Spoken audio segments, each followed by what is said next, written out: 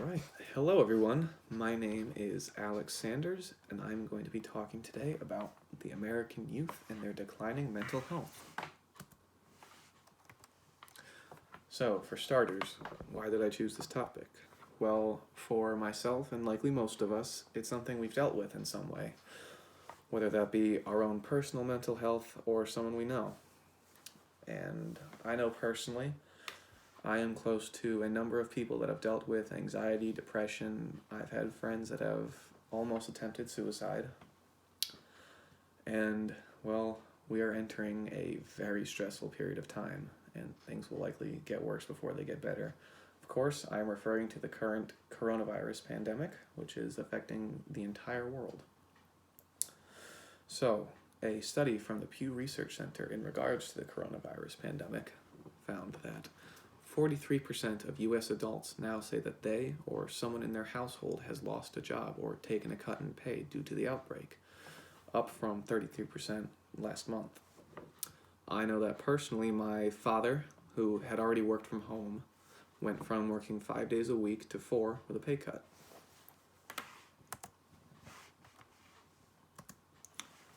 So, why is this specifically relevant to our class? Well, mental health in youth is unfortunately a thing that is getting worse as time goes on.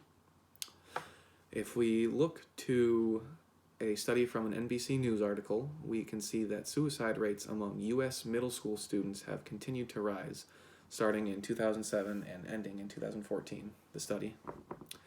In 2007, it was at an annual rate of 0.9 per 100,000 students. And over time, those 7 years, that has grown to 2.1 per 100,000.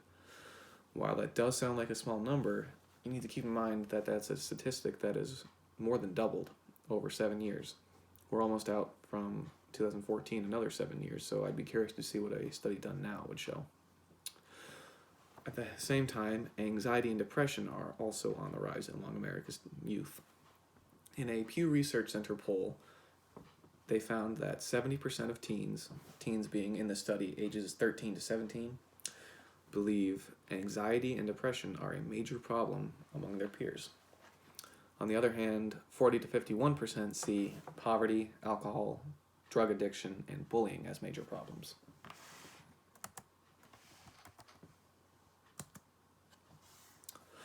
So, that Pew Research Center study broke this up into different income levels. They had below 30,000, they had in the middle 30,000 to 75,000, and at the top they had above 75,000, and I believe that's across the entire household.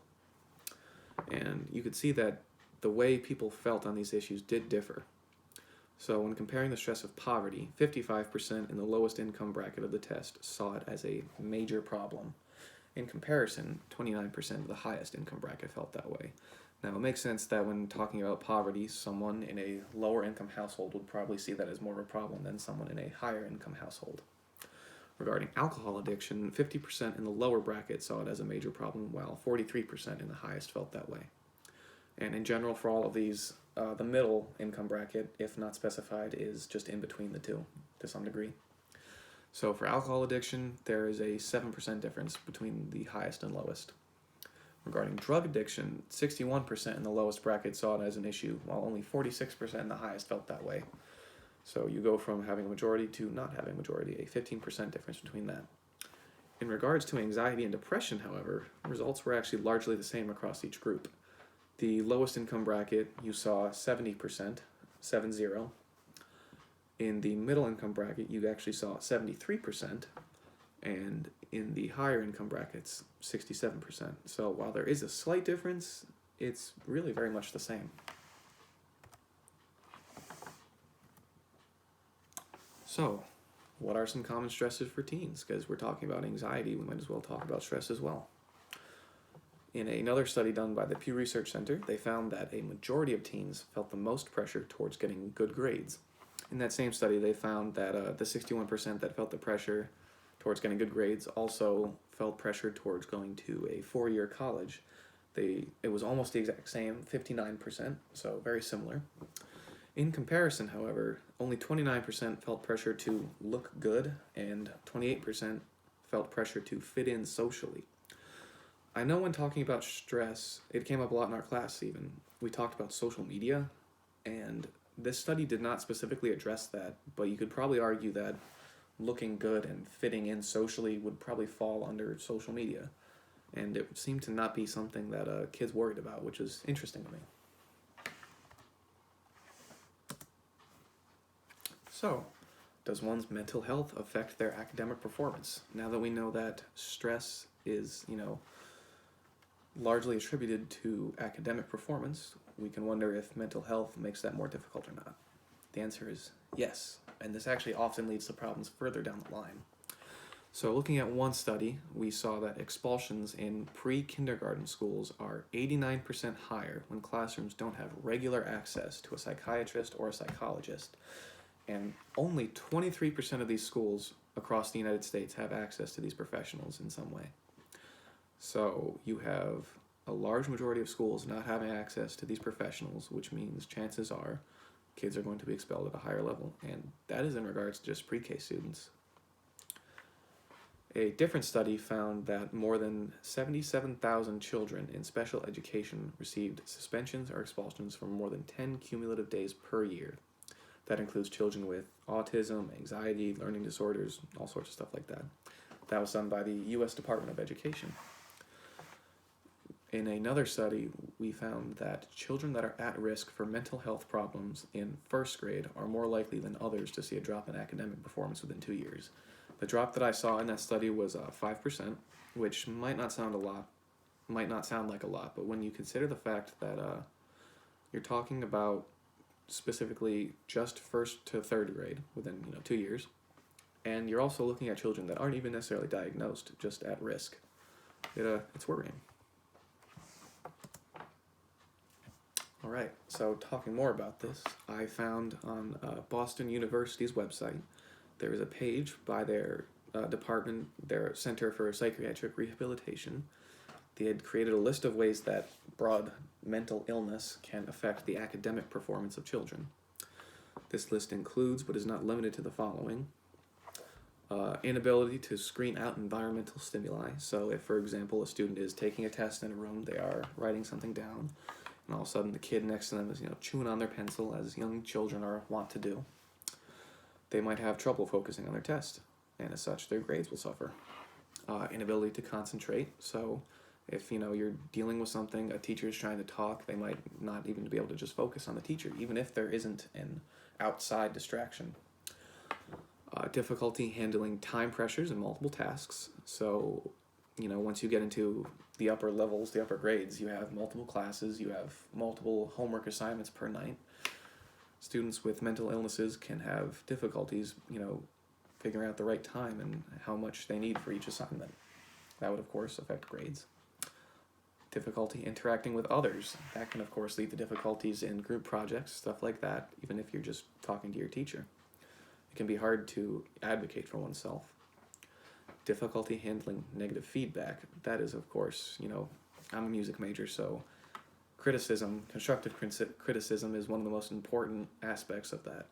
So if I had specific difficulties in that regard, I would be completely unable to do my major. And difficulty responding to change. I wanted to point that one out specifically, leave it for last, because, well, this is a change. If things were not the way they are right now, I would be in front of you all giving this in person. This is a period of great change, and a lot of people are struggling with that, myself included in some ways.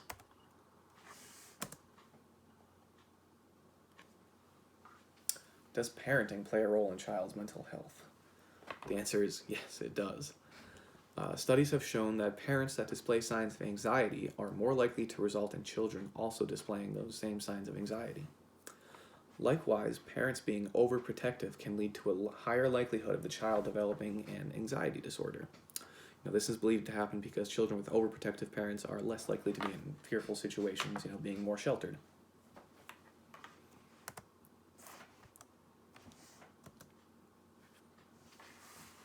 So we ask ourselves, what does this mean right now in light of the current pandemic that we're in? Well, as of today, We are in the middle of a global pandemic that has caused numerous hardships and for countless families. As of today, there are 1.09 million cases in the United States alone, and 60,000 people have died within the United States due to the coronavirus, I should say, not just in general. Almost all schools will shut down, leaving students at home and forcing many parents to teach and just spend a lot more time around their kids than they would have otherwise. According to a study done, most parents believed that financial concerns and social isolation were getting in the way of their parenting. From that same study, I have a few statistics. 61% of parents have reported shouting or yelling at their child, and 20% have reported spanking or slapping their child at least once within the past 2 weeks. Now, I believe this was specifically in reference to parents with children under the age of 12, at least one child.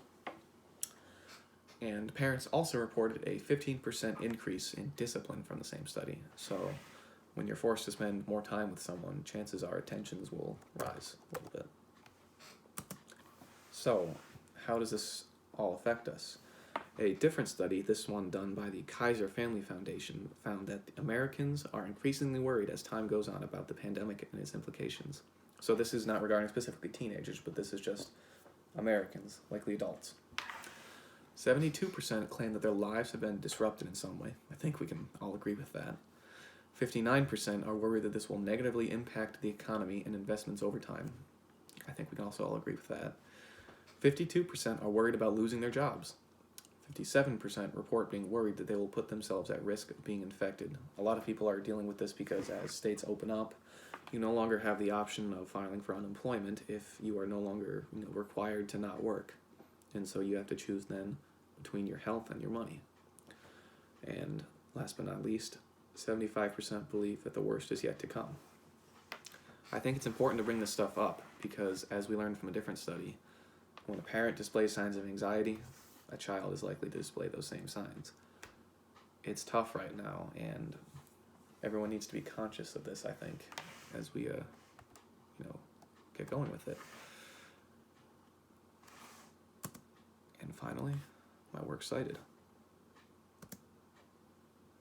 Yeah, I think this is a touchy topic, but it's one that we all need to keep in mind because I know, at least from my personal experience, like I said, I've known a number of people that have dealt with anxiety, depression, everything. It's a struggle. I've been lucky enough to not really personally deal with anything like that, so I've been able to be there for them, but I think it's something that affects us all, and has shown with a lot of these statistics, it's a problem that's getting worse over time. I think the most we can do is just be cognizant of this, and especially since we're in the middle of a global pandemic, help ourselves out a little bit. We need to be okay with not being perfect. I think just getting to the finish line right now, at least, is my personal goal, and I know a lot of people also feel that same way. All right, I think that'll cut it. Hope everyone is doing well.